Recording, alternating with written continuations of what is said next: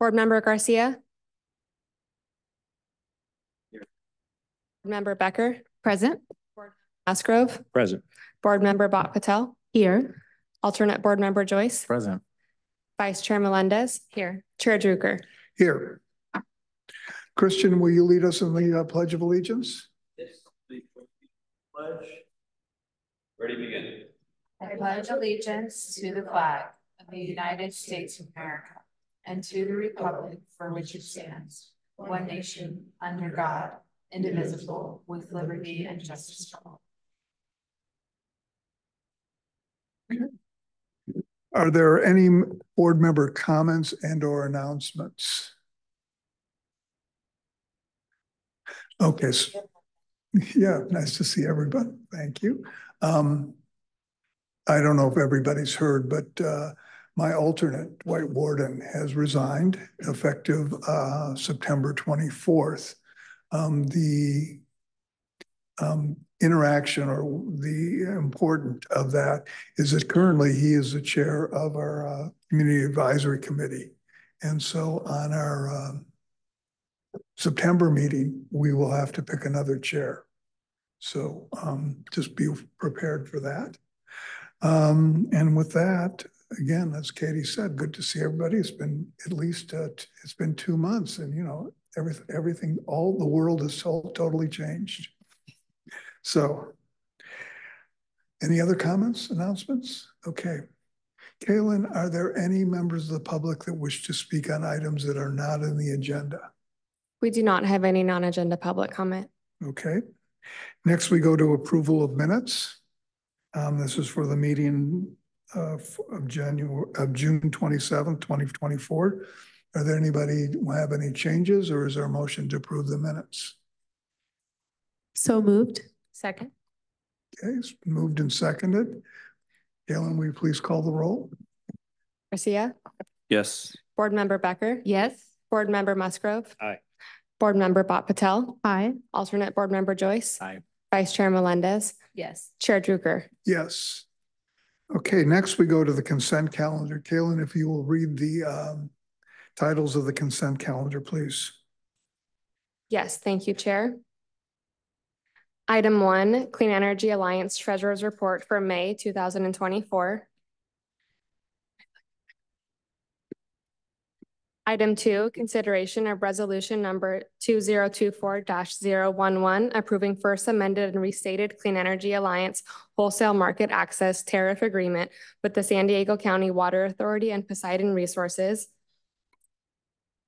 Item 3, consideration of resolution number 2024-012, approving amendment number 2 to professional services agreement with Mayor Accountancy.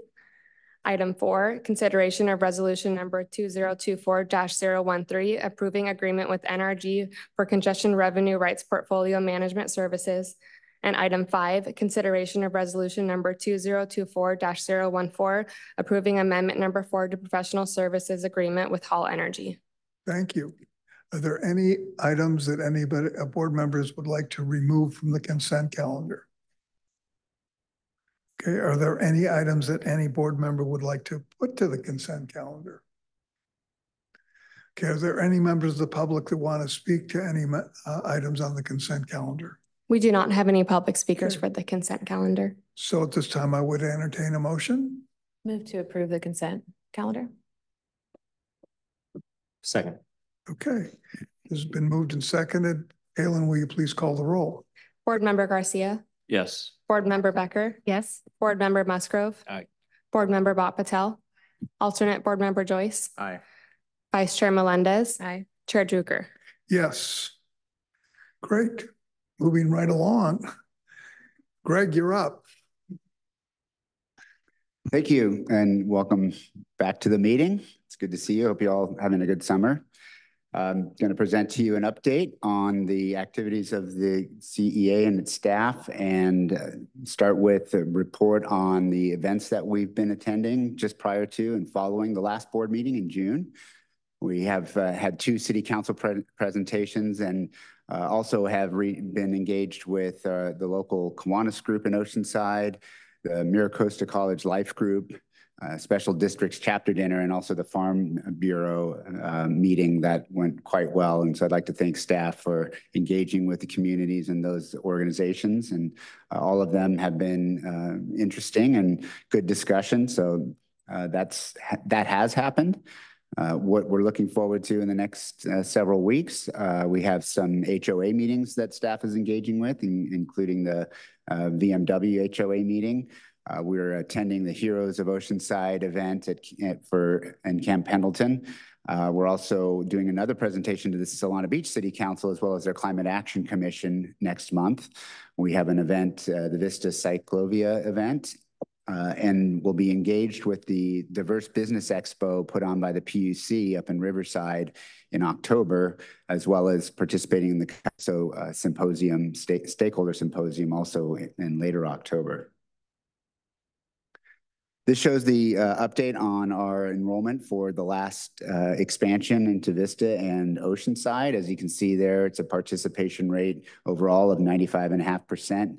You can see the breakdown of eligible customers by opt-downs to 50% of 227 and opt-ups to 322, and a total of 4,418 opt-outs. This shows the breakdown for each member agency of the different products we provide. The Clean Impact at 50% renewable, Clean Impact Plus, which is 75% carbon-free, the default product, and the Green Impact 100% renewable product. With just under 242,000 customer accounts, we have 650 of those have opted down, and 878 accounts have opted up.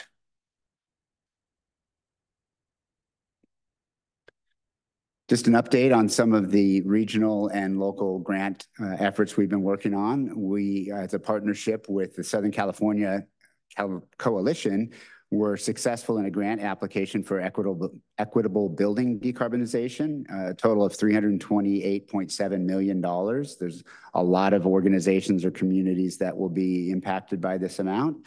And we look forward to participating to create equitable energy programs as well as local workforce development through these grant funds, where the program is designed to impact vulnerable communities and to provide resilience to extreme heat, indoor air quality, affordability, and grid reliability. So good news that we were able to partner with several other member agencies throughout Southern California to get this grant award, and we'll continue to report on how that develops. Additionally, the San Diego Regional Energy Network in August received approval from the PUC. That's a big step forward in a regional energy efficiency initiative headed by San Diego Community Power and the County of San Diego. We have been a member of the SD-REN's inaugural advisory committee, and we continue to be quite involved with that effort to bring, as I mentioned, community-based energy efficiency programs to the region. This will provide a suite of those opportunities and options for folks throughout the county. And again, we'll be reporting back when those are further developed to see how they're impacting the CEA's territory.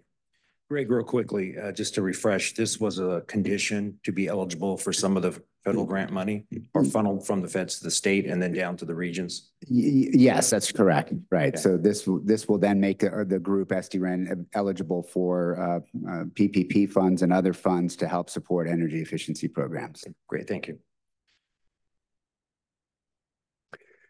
So an update on the Solar Plus, we now have 23 enrolled contracts as of last week. We have, you can see the breakdown there by member agency, and we actually have our first system installed. So that's good news. We are still working on a packet of marketing materials that we hope to roll out pretty soon here. But we have gotten our feet under us with working with Participate Energy and Tesla.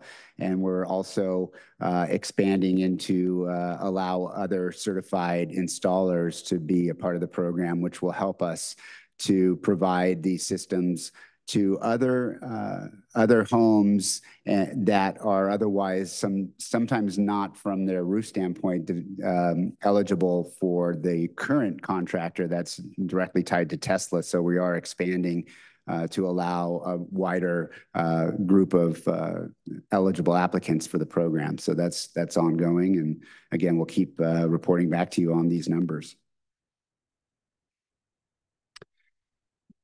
I think I covered that slide.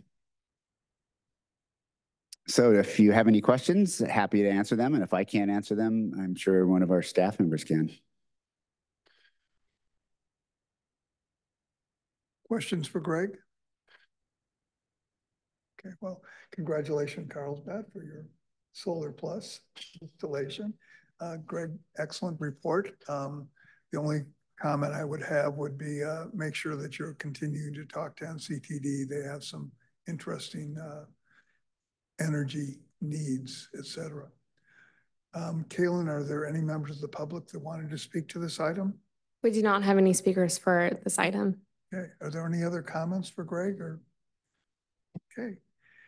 Next, we go to a regulatory update. Yes, you're up, Tim. Thank you, Chair. All right, Chair Drucker, Vice Chair Melendez, Tim Lindell. It's nice to see you all again. It's been a couple of months, members. This is the regulatory update for August 29th.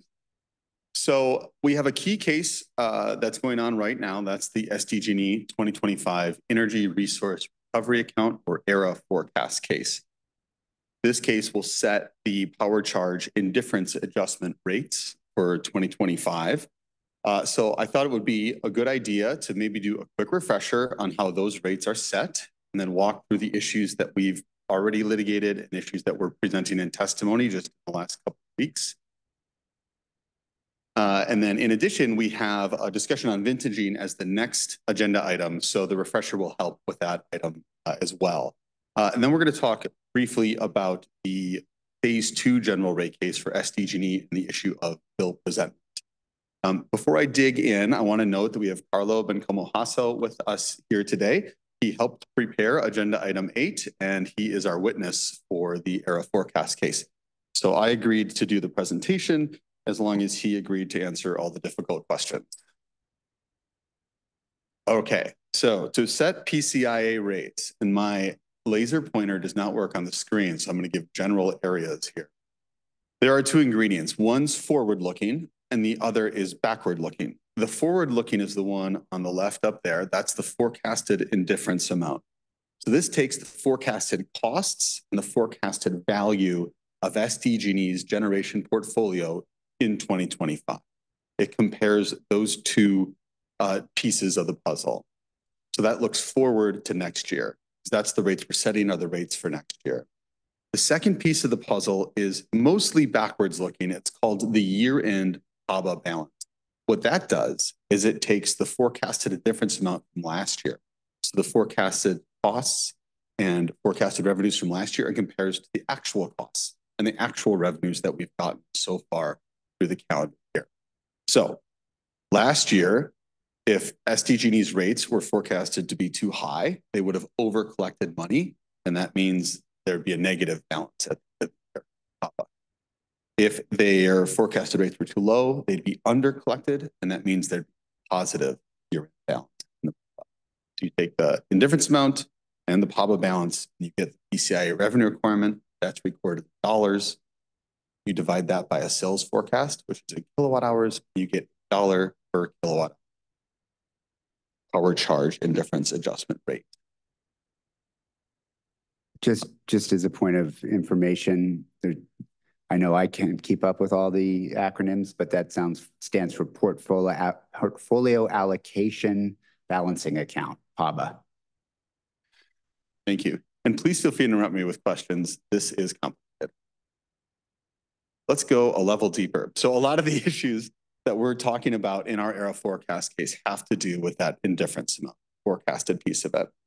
So if you look up, or if you look at that first line on your screen there, that is the equation for how the indifference amount itself gets calculated. So you have the cost of the utility portfolio minus the value equals the indifference amount. And then you look at the portfolio value, the market value of the utility portfolio. That's the second equation. And that's got three components to it. One is, how much is SDG&E's energy going to be worth next year? how much is their renewable energy going to be worth next year? That's the RPS adder. And then lastly, how much is the value of their capacity that they're going to have next year? That's the RA adder. So you take those three components, the energy index times a forecasted amount of energy that will come from those types of resources, the RPS adder times the renewable resources and the energy that will come from those, and then the amount of capacity that they have. That's the market value of the utility portfolio. So that's the end of the background. And now I just want to tell you about a couple of issues that we're going to litigate here. I'm going to click back and forth and show you where they matter. So if you recall, SDG&E had proposed to cap the RA adder. They said that RA prices are too high. And so the RA adder is not appropriately reflecting what the actual value of their capacity is. I'm too quiet. Never been too quiet. Okay. Okay, thanks very much. We said, no, RA prices are high, and the RA adder is supposed to reflect that. So actually, the benchmark is working. But more importantly, the commission has told us many times, this equation right here, the market value of the utility portfolio, the one on the bottom line there, you can't change how that equation calculates rates within this type of case, an error forecast case. We've tried in the past, and they've said, you have to do that in a separate rulemaking. This proceeding only implements prior commission decision. It doesn't change prior commission decisions. So SDG&E had proposed that the RA adder, by capping it, if you look at where that would have gone, the market value of the utility portfolio would have gone down by about $200 million. And if the market value goes down by $200 million on the top equation, the indifference amount goes up by $200 million. That means your PCIA rates that your customers are paying would have gone up by that amount. Luckily, though, the commission agreed with us and said that any proposal to change how the RA adder is calculated is not in scope in this proceeding. So that risk of a $200 million increase to PCIA rates won't be happening in 2025. With regard to the issues that are in scope in the case and that Carlo presented testimony on, there are three of them. One is called common costs. This is how SDG&E accounts for its procurement department. The costs that apply not only to PCIA customers, but other customers as well. SDG&E has proposed that the costs of those folks should only apply to PCIA customers. We've said no. If those people are working on behalf of other customers, everybody should chip in to pay for those costs. So going back to our equation, you look in the top left, you got the total cost of the utility portfolio. So this issue will impact that total cost of utility portfolio. If SDG&E's proposal is adopted, that circle will be larger, which means the indifference amount will be smaller, which means PCIA rates will go up. What a quick question. Go ahead. And maybe I missed a very subtle point, but on the last slide you had the calculation, and you mentioned that SDG&E says, no, this is only for PCIA customers. So does that mean that revenue stream that they receive from the PCIA customers help to offset the costing for those that remain with SDG&E, or is it shared with the shareholders? It's a profit regardless of how you slice it. But, yeah. But the argument would be, if there was no PCIA, you would still be doing this calculation based on your forecasting and then your actuals at the end of the year, determining where we're going to set rates. So the benefit remains for those who have remained at the cost of those who have left. So the tricky part about the PCIA, and actually something that we'll talk about in the second agenda item in the regulatory update, is that the bundled and the unbundled customers, both of them end up paying the PCI. If you're an SDG&E remaining customer, you still pay the above market cost of the energy that SDG&E has already procured. It's just a part of your normal generation rate, but it's not called out separately. Now, for your customers who are departed, it's called out separately as a separate line item. And it's more explicit in terms of the fact that you're paying that PCIA. So both bundled and unbundled pay the PCIA, but there are customers that are exempt from the PCIA. Most of them are electric service provider customers, DA customers. So this is not a large number, but they wouldn't be paying anything for procurement costs if the cost of all the procurement department is recovered through only the PCIA. So it's a small sliver of those customers, but still the policy is the same. If all customers are causing the costs, all customers should pay for them. Okay. The second issue is that SDG&E needs a certain amount of renewable energy or renewable energy credits to meet its RPS obligation, renewable portfolio standard obligation. X amount of electricity that you sell to your customers must be renewable by this year. That's the RPS, the renewable portfolio standard. So SDG&E is, in this case, pretending that they're not going to need something called banked RECs. So these are RECs, renewable energy credits, renewable energy that was produced in prior years. They're not going to need those in order to meet their compliance for this year. And what that does is, if you look at the green circle, the RPS adder, you have the number of gigawatt hours that it's multiplied by, so the times the gigawatt hours. So if they don't include those banked RECs that they're going to need for next year in the calculation, then the number of megawatt hours that would be multiplied by that RPS adder would go down. So the green circle will get smaller. Green circle smaller, market values lower, PCI rates go up. So we said, no, Carlo said, actually, no, you have to value those gigawatt hours because you're planning to use them for RPS compliance for next year.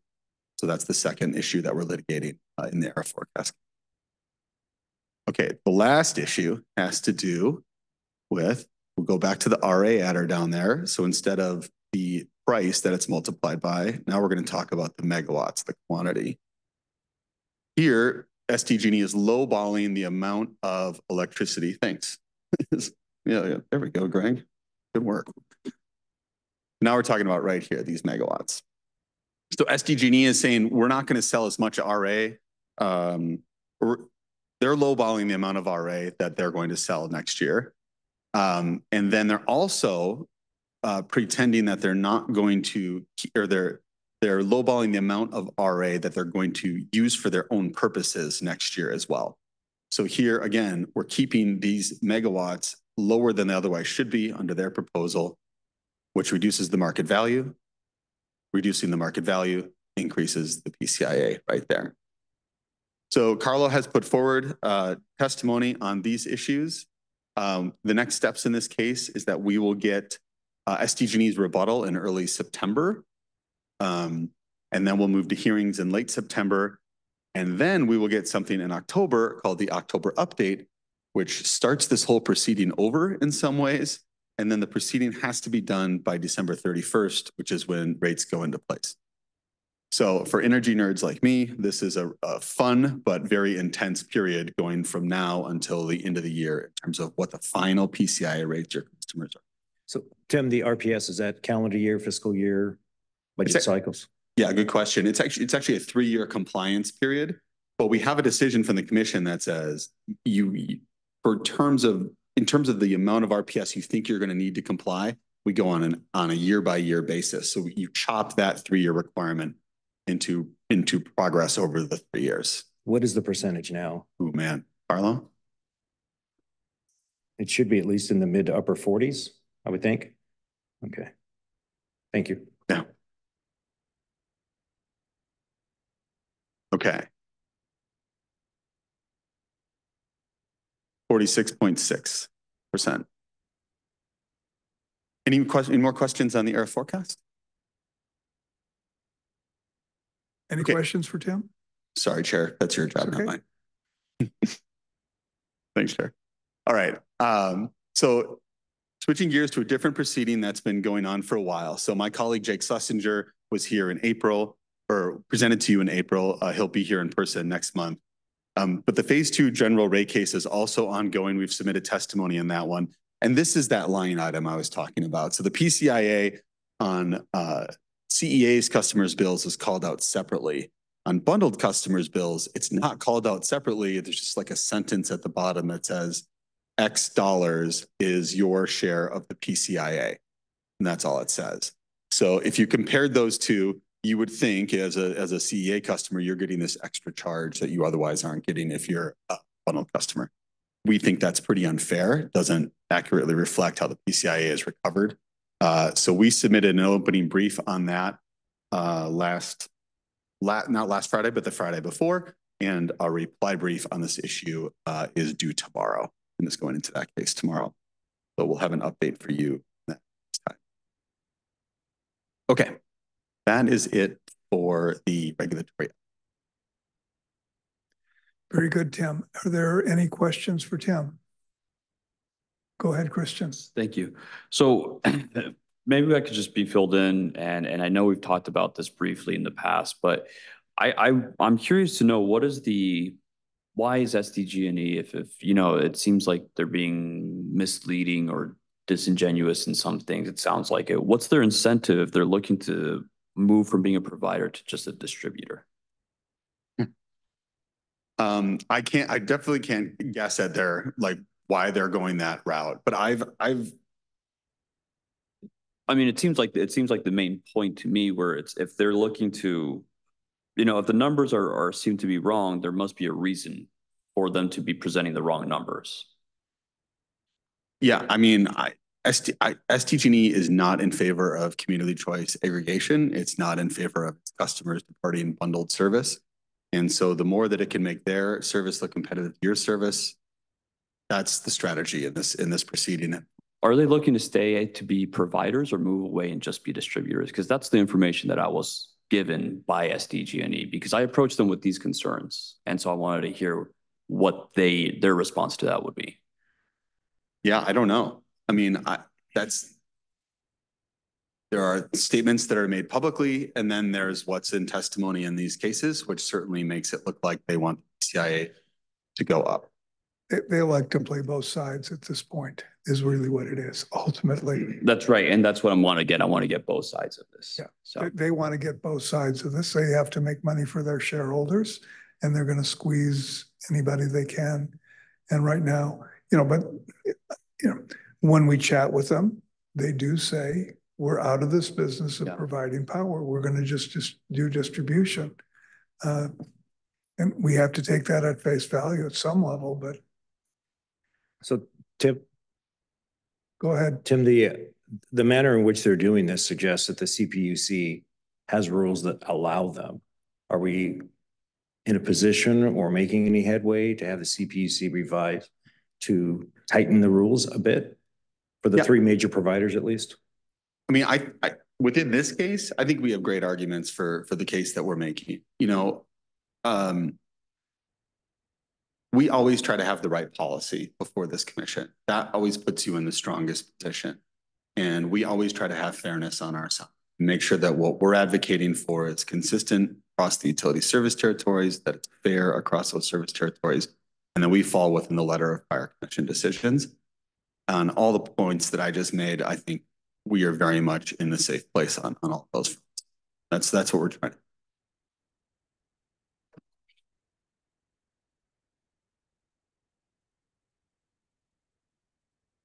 Are there any members of the public that want to comment on this? We do not have any speakers for item 7. Okay.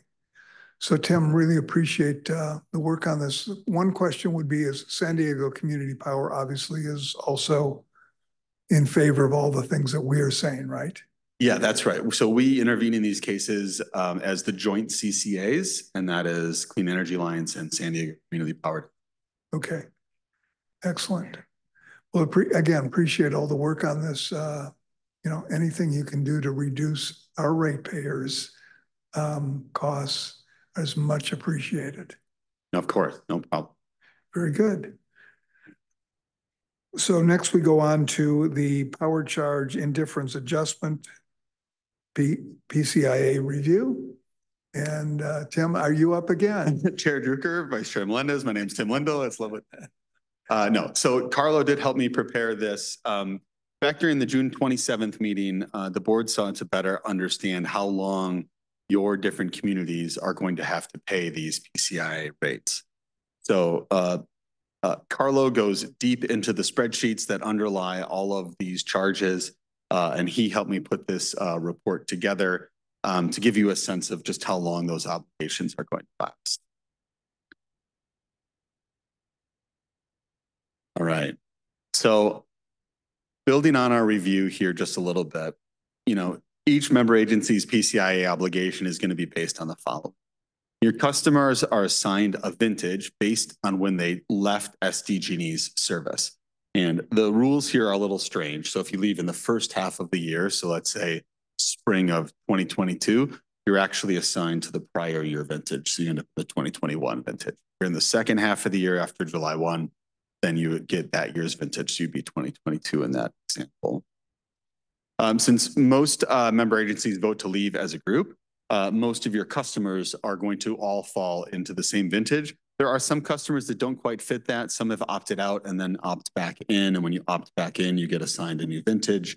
So there are a few little stragglers within each year that fall among the different vintages. But for the most part, each of your constituents is going to fall into the same vintage based on when you left. And then the second point is that after the customers are assigned, you can assign generation assets to each vintage. So if it is a contract for something that's owned by a third party, you get assigned to the vintage based on when that contract is signed.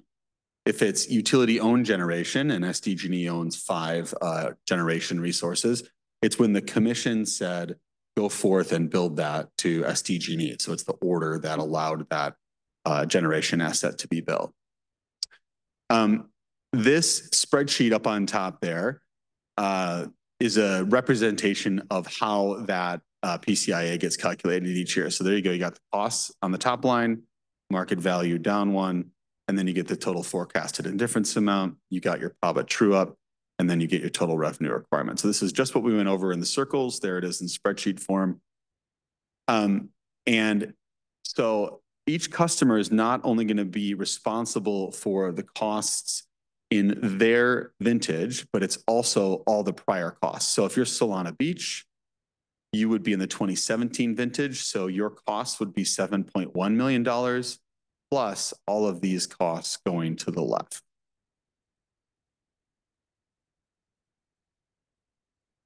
And that's how the revenue requirements get set on a vintage specific basis. Okay. So I need clarification on that. So, please, because I don't understand, I hate to pick on Del Mar, but Del Mar has had a negative PCIA or a lower PCIA than Solana Beach, and they're after us. And you're saying that they should be responsible for everything before them. So I don't really understand that. Right. So what you would look at there, remember, Becker, is 2018 and 2019. Oh, there, I got this, don't I, Greg? Keep forgetting I got it. What most likely is happening there is you're getting more market value out of those resources that were procured than you are cost. So something is happening here which is making the difference in the vintages such that they would have more value added because they're 2020. Sorry, I should have said that first. They're 2020 vintage right here. So there's more value than there is cost in those years. So you can end up with a negative PCIA. You see this big negative number right here. Yeah. All right, I got the thumbs up from Carlo on that explanation. Okay. So the big question then is, okay, when are we done with this thing? So generation assets are supposed to be done out of the PCI. They roll out of the PCI once that contract expires. Or for utility-owned generation, it's supposed to be the original end of life date for that asset. And the reason I said supposed to be, we'll talk about in a second. But that is how they roll out. So we talked about the error forecast case. We also have an error compliance case that happens every single year. This year's error compliance case looks at 2023. And as part of that case, SDG&E will present to us the contracts that have rolled out of the PCIA. And so during this past filing, we had 2 contracts expire in 2023 that are 111 megawatts. They're no longer in the PCIA. And so PCIA rates were calculated without those. And then each year we'll have some that will fall out. And Carlo put together, let's not go to that yet. So let me just talk about your vintages real quickly, and then we'll get to that. So there's basically 4 vintages, right? You have Solana Beach, which is 2017. Carlsbad and Del Mar are 2020. Escondido and San Marcos are 2022, and Oceanside are 2023. All right, and this is what those obligations look like in terms of how long they are going to last. So a number of things to look at here. So we have the top line there. It's purple, I think, on both screens. Yep, okay. And that is going to be Oceanside and Vista. That's the top 2023 vintage. And then Escondido and San Marcos are just below it. So that's the 2022 vintage. Those obligations obviously are very similar to each other in terms of the number of PCI or the megawatts of PCI obligation. Next is Carlsbad and Del Mar. That's the 2020 vintage there. That's mostly in blue there. And then the green line bottom is Solana Beach. So the main conclusion to draw here is you really start to see the obligations drop down during the 2030s. So from 2030 to 2040, most of these assets are going to roll out of the PCIA. The other thing to notice here is this flat line that looks like it goes off for eternity. That is the 5 utility-owned generators that SDG. So again, we'll come back to that in a second. And I thought it might be helpful to just talk about why there's a difference between the blue line and the orange line at the very top. That has to do with a procurement requirement the commission adopted called midterm reliability. So those midterm reliability contracts form the difference here. And then the 2019, and then the difference between the green line and the blue line, that is something called midterm reliability. Something I forgot to mention in terms of how generation assets are assigned to different vintages. Usually if it's a contract, it's when it's inked. But sometimes the commission will say, no matter when that contract is inked, that's in response to this procurement requirement, we're going to assign it a specific vintage. And so that happened with both of these procurement requirements. So for midterm reliability, difference up here, no matter when you sign that contract, it's 2021 vintage. And then the difference here, no matter when you sign that contract, it's going to go into the 2019 vintage. Carlo? Oh, I'm sorry. Thank you so much. Yeah. Blue and the gold, you're saying. Green and the blue. Do you mind speaking into the microphone? Oh, there we go. Can you hear me now? Yeah. So the difference between the blue and the green line is what's called modified CAM. So it's a different procurement requirement from the commission. Yeah, thanks, Carlo. All right. This is a similar chart, but this is just the number of resources in each municipality's vintage. So you can see that it drops down from about 75 resources at its peak to those 5 remaining resources, which is the utility owned generation. Let's talk about that. Okay. So SDG&E's current approach to vintaging its utility-owned generation, so not the PPA, the power purchase agreements that it signs, but the utility-owned generation, is that departed customers are going to continue to pay for those costs in perpetuity, even if SDG&E expands the capacity of the facilities, changes the facility's operations to achieve different objectives, or makes upgrades to those facilities so that they last longer. Our position, even on account of all those changes, doesn't matter. SDG&E says all those costs are going to go to the original vintage. So they would essentially be forever PCIA assets. We don't agree with that interpretation of the law, obviously. We don't think there should be any PCIA assets. And in fact, there are utilities that agree with us. So PG&E, for example, is changing its Helms pumped hydro station in Northern California. And it has said these new investments will go into a separate vintage and they will be tracked differently so that departed customers don't have to pay for the improvements to that facility. The disagreement that we have with SDG&E on this has been litigated over the last couple of years in the phase 1 general rate case. Where we're trying to establish that the original end of life date is the end of our obligation to pay for those utility-owned generation assets. We are waiting for a proposed decision from the Public Utilities Commission on that litigation. We've been waiting for a little over a year now. Hopefully we will get that proposed decision soon, and we'll have a better sense of when the UOG, utility-owned generation assets, will roll out of PCIA. The last two bullets here show other places where we are policing vintaging and making sure SDG&E is doing the right thing. The policy here is if SDG&E is procuring a new resource, it's doing so on behalf of its bundled customers. It's not doing so on behalf of your customers anymore. So there's really two considerations here. If they're amending a contract or they're extending the term of that contract, that's being done on behalf of bundled customers now, not on behalf of CCA customers. And secondly, the commission, like I said, is going, has different times where it establishes a specific vintage based on a specific procurement order. And in those cases too, we just want the commission to follow the policy it has already set, that customers are only responsible for procurement that was done on their behalf when they were bundled customers, and not once they've already. What? So some of these issues haven't been already litigated from up north, the CCAs that started, 10 years before us? So there was the seminal decision for how the PCIA is calculated and how vintaging works right now is decision 1810-019, which means it was decided in October of 2018. That decision said, so this question was raised in that case, and that decision says, if the vintaging of utility-owned generation is not going to be addressed here, it needs to be addressed in each utility's specific general rate case with regard to investments the utility wants to make in its utility-owned generation.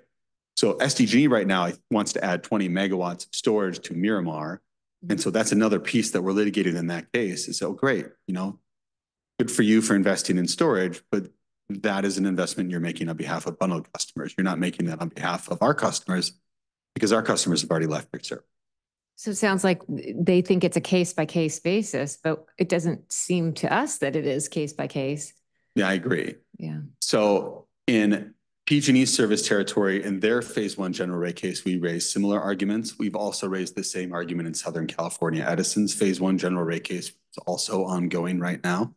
In PG&E's case, the commission ordered, PG&E had proposed that type of additional investment on a particular generation resource.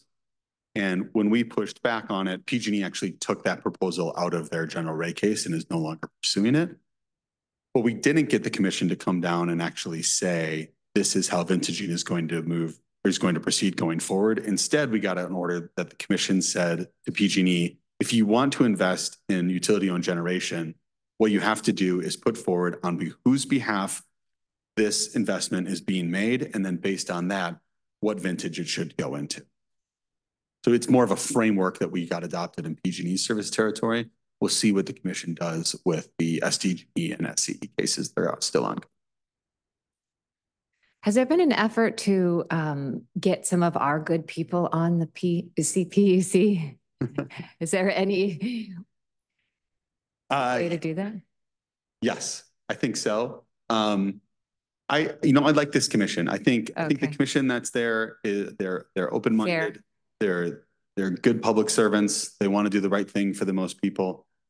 So I don't think it is so much of a who's there right now. I think that this commission is going to be open, like I've said, and like I always say, to the best policy that's out there.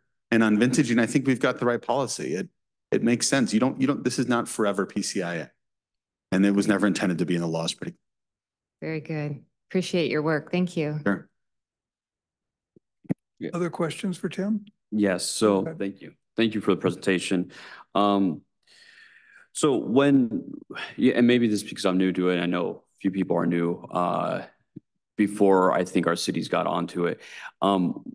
Regarding this, so I'm pretty surprised to see that the PCIAs, a lot of them are going to be going to, the next 10 years plus before everything's paid out. Was this always communicated to our constituents, to the elected officials? Because I'm getting a few members of my community that said, I didn't know about this PCIA. And even people I talked to in our staff, they were a little bit surprised by it as well. Thanks for the question.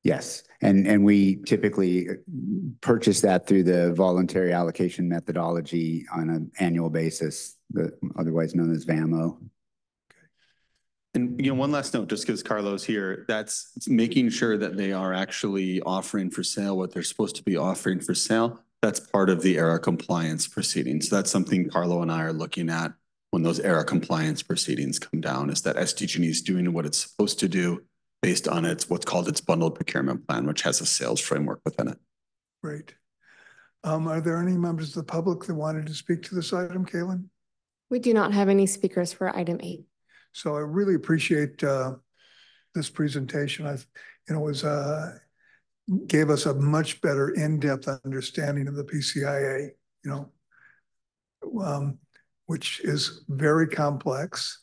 And in the past, in my simple brain, I didn't realize it was as complex as this. And also, I want to thank Carlos, because he's the guy that basically looks at all of what SDG&E is doing and make sure that we are not getting overcharged for that. And he can't tell us how he does that or what it is, but he's doing we hope, we know, a really good job to keep SDG&E honest with us. So with that, we'll go on to item number 9, Rancho Penasquito's power purchase agreement. Thank you, Chair and Vice Chair, members of the board. I'm going to turn this over to our procurement manager, Dan Peckham, to give you an overview of this, the first of 2 power purchase agreements that we are going to enter into. So take it away, Dan. Good afternoon, Chair, Vice Chair, board members. I'm going to be speaking about the Rancho Penasquitos PPA that is here for board approval. Let me make sure I'm on the right slide here. The recommendation for this is to approve the 10-year power purchase agreement with the San Diego County Water Authority for this Rancho Penasquitos small hydro facility. Expected total amount of $4.5 million for this 10-year power purchase agreement, and to authorize execution of the documents.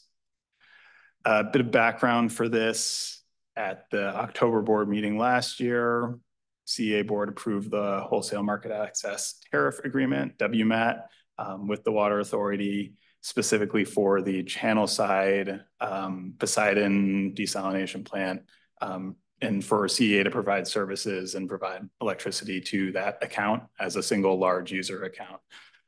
The Water Authority also owns and operates a small hydro facility, 4.1 megawatts, in Rancho Penasquitos, and the intent with this power purchase agreement is for that small hydro facility and the renewable generation from it to provide electricity to serve that channel side account. So we've negotiated with the Water Authority this power purchase agreement for all of the power and RECs from that Rancho Penasquitos project to be bought by CEA. And the terms of the agreement, or just the general outline, is listed here, but 10-year delivery term, approximately 18,000 megawatt hours per year. And then the contract and the electricity and the RECs for this would then be applied to the channel side account, and all of the costs associated would be incorporated within the WMAT rate for that single account. So it essentially is a way to allow the small hydro project to serve the Water Authority's own load at the channel side account. That's the basics of it, but I'm happy to take questions on this agreement. Questions for Dan? Go ahead. What are the power demands for channel side? So I guess the ultimate question is, does this meet those? Is it a push on this one, or is it a portion of? It's a portion of. It'll probably, the generation depends on water conditions in a given year, but it'll probably end up being 10 to 20%-ish of the facility's need. And is this an exclusive contract, or is there some shared power generation and dispersion with San Diego Community Power? This is an exclusive CEA to Water Authority contract. So all of the entire facility is going to be electricity and RECs purchased by CEA and then applied to this one account. Okay, thank you. And what happens if it doesn't generate the 18,000 megawatts? Yeah, so we structured this in a way where it's for a typical power purchase agreement, there would be more penalties associated with underperformance. But just given the fact that so much of this is dependent on the operational needs from the water authority and for that specific facility and water conditions, if it underproduces, we're only paying for the amount that gets produced and then applying that to the channel side account. And we'd need to go out and find renewable energy and power for whatever that gap is or the difference to continue to supply the channel side account. And under the terms of our agreement with channel side with the water authority, that cost is covered in our agreement with them. Yep. By the way, I just wanted to make mention that we have Brent Fountain from the San Diego County Water Authority. He's the gentleman right over my left shoulder, engineering manager, and he's been very great to work with over the years, and just wanted to let you know that he was here representing the Water Authority, and thanks for being here. Great. Are there any other questions for Dan? Dan, first presentation, congratulations. You got that over, so. Thank you. Yeah, I got to use the label here. Is up at the big table here? Are there any members of the public who wanted to speak to this matter? We do not have any speakers for item 9. Okay. Well, again, good job on this, and appreciate the work on this. Ed, you had another? No, sir. Thank you. Okay. So we go on. Oh, we do need to adopt a resolution. So do I have a motion? Motion to adopt the resolution. I'll second. Okay. Please call the roll. Board Member Garcia. Board Member Becker. Yes. Board Member Musgrove. Aye. Vice Chair Melendez. Chair Drucker. Yes. And for the record, I will note that alternate Board Member Joyce left the meeting at 2:46 and Board Member Bob Patel left the meeting at 2:52. Great. Thank you. So now we go on to the last item, which is Deer Creek Solar One LLC Power Purchase Agreement. And this one is also me. You get to do this a second one, boy. And increasing his presentations by 100% this year. Yeah. So next is doubling. So next time you get to do 4. Yeah, that's well that trend could get a little excessive soon. Thank you, everyone. The next item is a PPA for the Deer Creek Solar and Storage Facility. This is a 15-year power purchase agreement under consideration for an amount not to exceed $82,026,000. And what we're requesting here is authorization to execute the documents, assuming that the final PPA terms are consistent with the commercial term sheet. And what's being put forward here is the commercial term sheet with all the key terms for this power purchase agreement. And I'll get into that in a second in terms of why that is. But to provide a little background for this one, the procurement item at stake here is the midterm reliability and supplemental midterm reliability procurement, and the CPUC decisions are listed here. Essentially, these decisions require CEA and other LSCs to procure new capacity resources and renewable capacity resources or non-GHG emitting facilities as some of the older gas and other non-renewable resources are retired. So this set requirements for CEA to procure additional incremental capacity from 2023 through 2028 with sort of milestones and capacity amounts each year. And the goal with this is bringing on new clean resources. Some portion of this was geothermal, long duration storage, but also more generally battery storage and battery storage supplied by renewable energy. The other requirements listed here, I think we've generally covered already. So we issued a solicitation in January of this year with CalChoice as a sort of dual CCA solicitation and received 41 offers from 28 different projects to potentially meet this requirement. And also some were more just offers related to purely RPS and meeting our renewable energy certificate needs. We looked at those offers and shortlisted Deer Creek as one of the projects which rose to the top based on the pricing and the value, the size of the project, and its ability to meet MTR needs. A few details about the project. It's solar and storage, and the ratio or the capacity of solar and storage is 1-to-1. So the total project is 50 megawatts of solar paired with 50 megawatts of storage.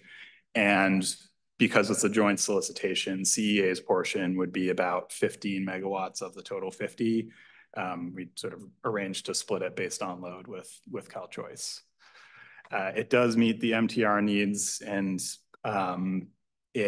the cost of this is within sort of our pro forma cost assumptions, generally, especially on the value of the REC or the cost of the REC, cheaper than current market prices by a fair amount.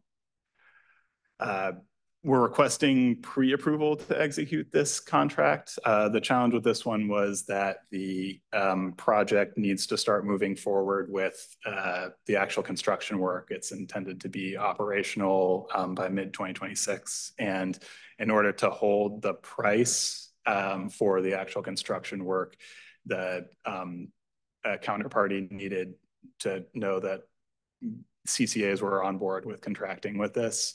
And it wouldn't be able to wait past until our next board meeting. So we have the term sheet, which includes all the key commercial terms, and the approval here would be on condition that all of those key commercial terms, including the price, are consistent for the final PPA. But it would just need to go through the legal process of, all the red lines and stuff for the PPA itself. Any questions on this one? Any questions for Dan? Yeah. Go ahead, So Chris. thank you for the presentation. So the last point that you just made, so you're saying that, we need to move forward to hold the price. So does that lock the price? I mean, what's the ramifications if they come back and say, we need 10% more, 20% more?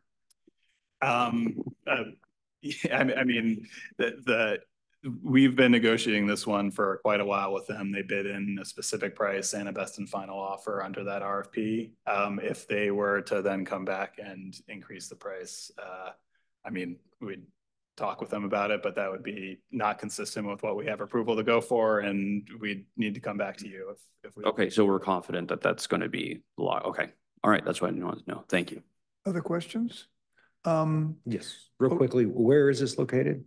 So this project, it's between Fresno and Bakersfield, kind of in more ag territory out there in between the two. The actual project is in Terabella, California. Have they already sought and received approvals on the battery storage? Yeah, so they've gone through before they even submitted it for the RFP, they had gotten all of their interconnection and permitting and everything at the local level in place for the entire project. Thank you. Another question is, we're not paying them, and we're only going to pay them when they actually generate the power, correct? Correct. So we're not fronting any of the construction costs or anything like that? Yes. Yeah, this is a power purchase and storage services agreement where we are paying for the project and the renewable generation and the storage capacity once it's completed and operational. And but they need to have this contract signed so they can go out and get their funding, is my guess. Yes. Yeah, exactly. Once they've got signed agreements for someone saying, we'll take this once it's built, then they can go out and finance and start building it. Other questions? Are there any members of the public who wish to speak to this? We do not have any speakers for item 10. Okay, any further comments on this? Again, good job, Dan. Appreciate this is really important, obviously, that we're getting this midterm reliability for total 100% carbon-free renewable. So appreciate you getting that.